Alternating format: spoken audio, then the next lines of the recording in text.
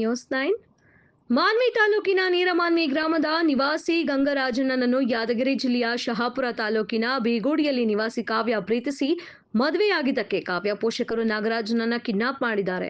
ನಮಗೆ ನ್ಯಾಯ ಬೇಕು ಎಂದು ಪೋಷಕರು ಮಾನ್ವಿ ಠಾಣೆಗೆ ದೂರು ಸಲ್ಲಿಸಲು ಬಂದ್ರೆ ದೂರು ಸ್ವೀಕರಿಸದೇ ಇರುವುದು ಬೆಳಕಿಗೆ ಬಂದಿದೆ. ನಾವು ಪ್ರೀತಿಸಿ ಮದುವೆಯಾಗಿದ್ದೇವೆ, ಆದ್ರೆ ನಮ್ಮೂರಿಗೆ ನಾವು ಹೋದ್ರೆ ಜೀವ ಸಹಿತ ಉಳಿಸಲ್ಲ, ನಮ್ಮನ್ನು ಬೇರೆ ಮಾಡುತ್ತಾರೆ. ಹೀಗಾಗಿ ನನ್ನ ಗಂಡನ ಅಣ್ಣ ನಾಗರಾಜನನ್ನು ನಮ್ಮ ತಂದೆ ತಾಯಂದಿರು ಕಿಡ್ನಾಪ್ ಮಾಡಿದ್ದಾರೆ. ನಮಗೆ ನ್ಯಾಯ ನೀಡಬೇಕು ಎಂದು ಮಾನ್ವಿ ಪೊಲೀಸ್ ಇಲಾಖೆಗೆ ಅಲೆದರೂ ನ್ಯಾಯ ಸಿಗುತ್ತಿಲ್ಲವೆಂದ್ರೆ ಅಂಬೇಡ್ಕರ್ ಬರೆದ ಸಂವಿಧಾನ ಉಳ್ಳವರ ಪಾಲಾಗುತ್ತಿದೆನಾ ಅಥವಾ ಶೋಷಿತರ ವಿರುದ್ಧವಾಗಿದೆನಾ ಎಂದು ಮಾನ್ವಿ ಠಾಣೆಗೆ ಅಲೆಯುತ್ತಿರುವುದೇ ಸಾಕ್ಷಿಯಾಗಿದೆ.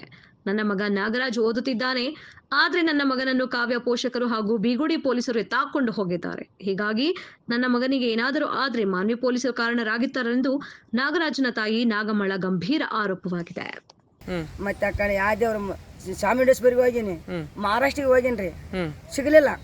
ಬೇರೆ ನಿಮ್ಮಂತವ್ರಿಗೆ ಕೈ ಕಾಲು ಹಿಡ್ಕಂದೆ ಫೈನಲ್ ಶೇಖರಕ್ಕೆ ಹೋಗಿದ್ದೆ. ಕಾಲ್ ನೋಡ್ರಿ, ಮತ್ತೆ ಈಗ ಕಾಲ್ ಒಳ್ಳೇದು ನೋಡ್ರಿ. ಅಲ್ಲಮ್ಮ, ಈಗ ಈ ಸಮಸ್ಯೆ ಏನಾಗಿರೋದೇನೀಗ? ಸಮಸ್ಯೆ ನನ್ನ ಮಗನ ಹಿಡ್ಕೊಂಡು ಹೋಗ್ಯಾರ, ಸಾಲಿಗೆ ಹೋಗಿ ಹುಡುಗನ ಹಿಡ್ಕೊಂಡು ಹೋಗ್ಯಾರ. ಇವ್ರ ಸಲಾಗಿ ನಾನು ಏನಂದಿನಿ, ಕೇಸ್ ಮಾಡ್ರಿ, ನೀವು ಕೇಸ್ ಮಾಡಿದ್ರೆ ಲೊಕೇಶನ್ದಾಗ ಹಾಕ್ತಾರ, ಪೊಲೀಸರು ಹಾಕೊಂಡು ಹಿಡ್ಕೊಂಡ್ ಬರ್ತಾರೆ. ನನ್ನ ಹೆಣ್ಮಗಳು ಇಲ್ಲಿದ್ದು ಹೋಗ್ಬೇಕಂತ ಹೇಳಿದ್ರೆ ಕೇಳಿಲ್ಲ ಅವರು, ಕೇಳಿಲ್ಲ. ಇವಾಗ ಲಾಸ್ಟಿಗೆ ನನ್ನ ಮಗನ ಹಿಡ್ಕೊಂಡು ಹೋಗ್ಬಿಟ್ರ. ದೊಡ್ಡ ಪೊಲೀಸರು ಅವ್ರ ತಂದೆ ತಾಯಿ ಅಣ್ಣ ತಮ್ಮರು ಬಂದು ಎಲ್ಲರೂ ಒಂದು 15 ಮಂದಿ ಬಂದು ಹಿಡ್ಕೊಂಡು ಹೋಗ್ಯಾರ, ಎತ್ಕೊಂಡು ಹೋಗ್ಬಿಟ್ರ. ನನ್ನ ಮಗನ ನಾನು ಇರಲ್ಲ, ನಾನು ಸಾಯ್ತೇನ್ರಿ, ನನಗೆ ಎದೆ ಬ್ಯಾನ್ ಆದ್ರಿ, ತಲೆ ಬ್ಯಾನ್ ಆದ, ಎದೆ ಬ್ಯಾನ್ ಆದ, ನಾನು ಸಾಯ್ತೇನ್ರಿ, ಇರಂಗಿಲ್ಲ. ನಾನು ನಿಜವಾಳ್ರಿ, ಯಾರು ಮನೆ ಮೇಲೆ ಸುಳ್ಳು ಮಾಡಿದ್ರೆ ಇರಂಗಿಲ್ರಿ. ನನ್ನ ಮಗನ ಬಿಡ್ಬೇಕು, ಅವ್ರನ್ನ ಕಳಿಸ್ತೀನಿ, ಪೊಲಿಟಿಷನ್ ಮಾನ್ಯ ಪೊಲಿಟಿಷನ್ ಬಂದು ಮಾತಾಡ್ಕೊಂಡು ಕರ್ಕೊಂಡು ಹೋಗ್ಬಿಡ ಅಂತ ಹೇಳ್ರಿ.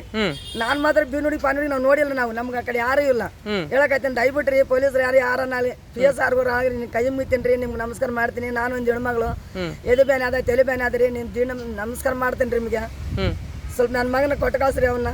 ಅಲ್ಲಮ್ಮ, ಈಗ ಸಮಸ್ಯೆ ಆಗಿರೋದು ಮಾನ್ಯ ಸ್ಟೇಷನ್ಗೆ ಬಂದ್ರಲ್ಲ, ಏನಂದ್ರು ಅವ್ರು? ಸ್ವಲ್ಪ ಇಲ್ರಿ, ಇವತ್ತು ಆಯ್ತು ಭಾನುವಾರ ಅಲ್ಲ, ಯಾರು ಇಲ್ರಿ, ಶಾಪುರ್ಗೆ ಹೋಗನಕತ್ತಾರ್ರಿ. ಮತ್ತೆ ಆ ರೀತಿ ಹೇಳ್ಬಾರ್ದಲ್ಲ. ಮತ್ತೆ ಈಗ ಎಲ್ಲಿಗೆ ಹೋಗ್ಬೇಕು? ಅದಕ್ಕೆ ಏನಾದ್ರು ಅನಾಹುತ ಆದ್ರೆ ನಿಮ್ಮ ಮಗ ಅನಾಹುತ ಯಾರು ಜವಾಬ್ದಾರಿ?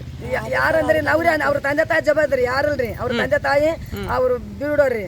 ಇವ್ರು ಮತ್ತೆ ಮಾನ್ಯ ಪೊಲೀಸರೇ ಜವಾಬ್ದಾರ, ನೀವೇ ಕಳ್ಸ್ರಿ ಅಂತ ಅವ್ರ ಮೇಲೆ ನಾವು ಇದು ಮಾಡ್ತೀವಿ.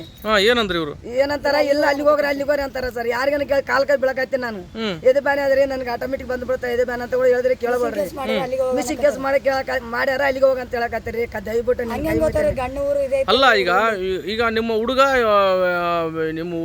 ಹುಡುಗಿ ಮದುವೆ ಆಗಿದಾನ? ಮದುವೆ ಆಗ್ಬಿಟ್ಟದ್ರಿ, 6 ಮದುವೆ ಆಗ್ಬಿಟ್ಟದ. ಹುಡುಗಿ ಮಾತು ಕೇಳ್ತಿದ್ದಿಲ್ಲ ನಮ್ಗೆ. ಇವಾಗ ಫೋನ್ ಮಾಡಿ ಮತ್ತೆ ಲಾರಿ ಹತ್ತ ಬಂದಿದ್ದ, ಆತ ಒದ್ದಾಡ್ತಿದ್ದೆ. ನಾನು ಒದ್ದಾಡ್ತಿದ್ದೆ, ಲಾರಿ ಹೇಳೋದು ಬಂದು. ಅಲ್ಲಮ್ಮ, ಈಗ ಕೇಳಿದಾಗ ಏನಾದ್ರು ಮುಂದಿನ ನಿರ್ಧಾರ ಅನಾಹುತದಾರ ಯಾರು ನಿಮ್ಮ ಮಗನಿಗೆ? ನನ್ನ ಮಗನಿಗೆ ಅಂದ್ರೆ ಇರೋ ಮಾನ್ಯ ಪೊಲೀಸರೇ ಸರ್, ಯಾರಲ್ಲ. ನಮ್ ಕೇಸ್ ಅಂದ್ರೆ ಇಡವಲ್ರಿ, ಮಾನ್ಯ ಪೊಲೀಸ್ ಸ್ಟೇಷನ್ಗೆ ನಿರ್ಧಾರ ಮಾಡ್ಬೇಕ್ರಿ. ಅವ್ರಿಗೆ ಮಾಡ್ಬೇಕು, ಏನ್ ಶಿಕ್ಷೆ ಇದ್ರು ಕೂಡ ಅವ್ರಿಗೆ ನಮ್ಗೆ ಇನ್ನೇನಿಲ್ಲ. ಅವ್ರಿಗೆ ಸ್ವಲ್ಪ ಬೆದರಿಸಿರಿ, ಅವ್ರೆಲ್ಲ ಮಾಡಂಗಿಲ್ಲ. ಹಂಗ ಹಿಡ್ಕೊಂಡು ಹೋಗ್ಬಾರ್ದು, ಸಾಲ ದುಡ್ರಿ, ಅವ್ರಿಗೆ ನಾವು ಕಳಿಸ್ತೀವಿ. ಮತ್ತೆ ಕೇಸ್ ಮಾಡಿದ್ರೆ ಆಯ್ತಲ್ಲ ಅಂತ ಬೆದರಿಸಿ ಕಳ್ಸ್ಬೇಕಲ್ರಿ. ಎತ್ಕೊಂಡು ಹೋಗ್ಯಾರ ಅಂದ್ರೆ ಕೂಡ ಒಂದೇನ್ ಮಾಡಬೇಡ್ರಿ, ಒಬ್ರು ಕೂಡ ಕ್ಯಾರಿ ಮಾಡವಲ್ರು.